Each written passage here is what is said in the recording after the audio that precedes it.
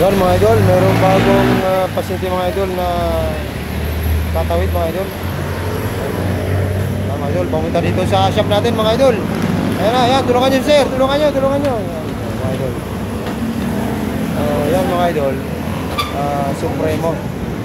Supremo yan mga idol. So, titrace natin mga idol kung anong trouble.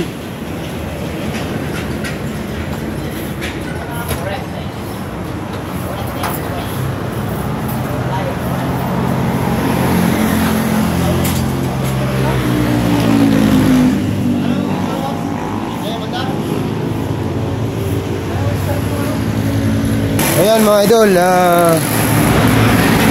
gagawin natin yung tamang proseso kung paano mag-troubleshoot mga idol ng motor na hindi umaandar mga idol. Siyempre, laging yung tatlo mga idol. Una, kuryente. Pangalawa, gasolina. Pangatlo, compression mga idol. Pag nandoon lahat mga idol, yung hinahanap yung tatlo, mga idol, 100% aandar yan mga idol. Kasi mga idol, sa kuryente, nandun na, kasama nandun lahat mga idol, yung electrical. Lahat mga idol ng electrical. Pag sinabing kuryente, pag sinabing gasolina, lahat ng daluyan ng gasolina mga idol, yun sinecheck natin. Pangatlo mga idol, compression mga idol. Siyempre pag walang compression, hindi yan naandar mga idol. So laging tatlo mga idol ang sinecheck yan mga idol. Patuloyin mo. Buksan mo.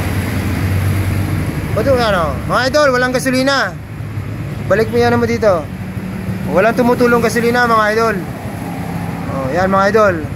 Tulad ng sinabi ko kanina, pag tayo nagtro-troubleshoot ng motor na hindi umaandar, ang unang sinecheck natin dyan, kuryente. Pangalawa, gasolina. Pangatlo, compression mga idol.